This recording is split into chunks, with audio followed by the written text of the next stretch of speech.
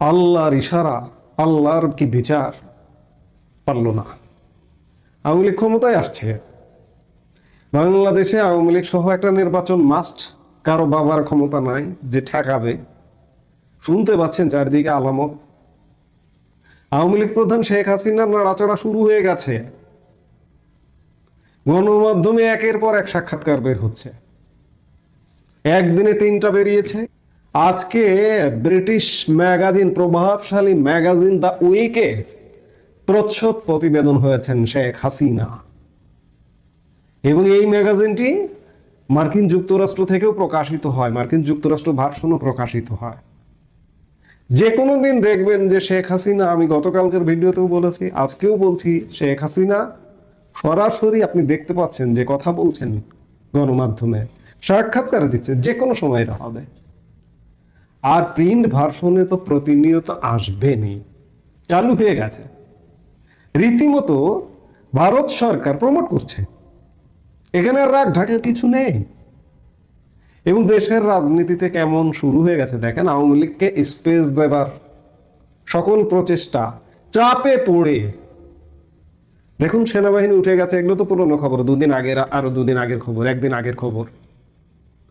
সেনাবাহিনী অলরেডি 50% উঠে গেছে। কেন?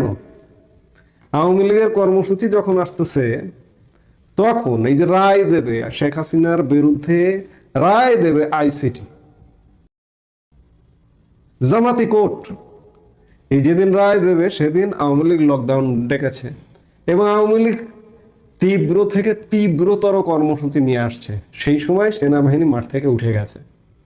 পুলিশ শক্তিহীন, পুলিশ আজ পর্যন্ত দাঁড়াতে পারেনি, প্রশাসন দাঁড়াতে পারেনি, কেউ দাঁড়াতে পারেনি। কারা ঠেকাবে? বিএনপি জামাত আওয়ামী লীগকে ঠেকায় দেবে? মুখোমুখি হবে। আগে হয়েছে না? ভয়ের কিছু নেই। আওয়ামী লীগকে স্পেস দেওয়ার যারা আওয়ামী লীগ করেন, ভাই আপনাদের ভয়ের কিছু নেই। নেত্রী শেখ হাসিনা প্রতিনিয়ত তিনি ক্ষমতায় থাকতে এই দেশটাকে যেভাবে সুরক্ষা দিয়ে রেখেছিলেন, আমরা একটা আঁচড় পাইনি। কি দৃঢ়তার সাথে দেশটা চালিয়েছেন। মার্কিন রাষ্ট্রদূত পর্যন্ত শেখ হাসিনার সাক্ষাৎও পায়নি, এমন হয়েছে। আপনাদের মনে আছে না? শেখ হাসিনা আয়রন লেডি, তার কাজ শুরু হয়ে গেছে। দেশে আওয়ামী লীগকে স্পেস দেবার কাজ শুরু হয়ে গেছে।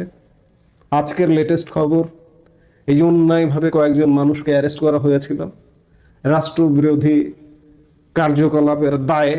সংবিধান নিয়ে, মুক্তিযুদ্ধ নিয়ে আলাপ করবার জন্য একটি সেমিনারে গিয়েছিলেন বীর মুক্তিযোদ্ধা লতিফ সিদ্দিকী, মঞ্জুরুল আলম পান্না, হাফিজুর রহমান কার্জন সহ অনেকে।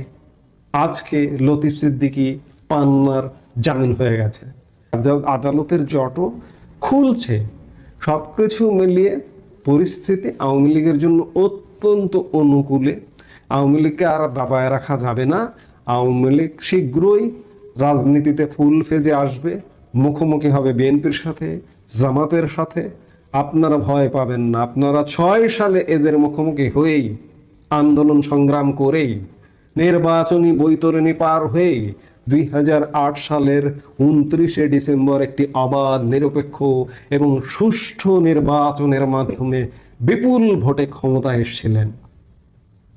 এবারের সিনারি হবে তার থেকেও আরো বেশি বড় বিজয়।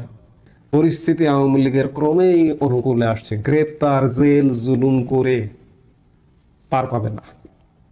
ইউনূস শেষ বয়সে, বৃদ্ধ বয়সে একটা কলঙ্ক নেবার জন্য বাংলাদেশের রাষ্ট্র ক্ষমতার সাথে জড়িয়েছে। ইউনূসের শেষ পরিণতি হবে হয়তো জেল। পালিয়ে যেতে পারবে কিনা আল্লাহ যদি ধরিয়ে দেয়, এটা বলা কঠিন। কারণ দেশটাকে একটা দোজকে পরিণত করেছে। আমরা বাংলাদেশের মানুষ অত্যন্ত শান্তিতে ছিলাম। সেই শান্তির বাংলাদেশে প্রতিনিয়ত, প্রতি সেকেন্ড শঙ্কায় থাকতে হয়। আজকে হয়তো এখানে এটা ঘটছে, কালকে ওখানে ঘটছে। মানে ভয়ঙ্কর একটা পরিস্থিতির মধ্য দিয়ে বাংলাদেশ যাচ্ছে। এর অবসান হবে অবশ্যই। ইউনূস রেজিমটা চেঞ্জ হবে। রাজনীতিতে একটা গুণগত পরিবর্তন আসবে। সবাই রাজনীতি করতে পারবে। একটা নির্বাচন হবে। এবং নিশ্চিত থাকুন, আওয়ামী লীগ কোনো প্রকার ব্রেক ছাড়া, 5 বছরের ব্রেক, 10 বছর তো দূরের কথা, 5 বছরের ব্রেকও লাগবে না, নিশ্চিত থাকুন যে আওয়ামী লীগ বিপুল ভোটে বিজয়ী হয়ে ক্ষমতায় আসবে। এগুলো তারই আলামত এবং কার্যক্রম ইতিমধ্যে শুরু হয়ে গেছে। কাজেই হতাশার কিছু নেই, ভয়ের কিছু নেই।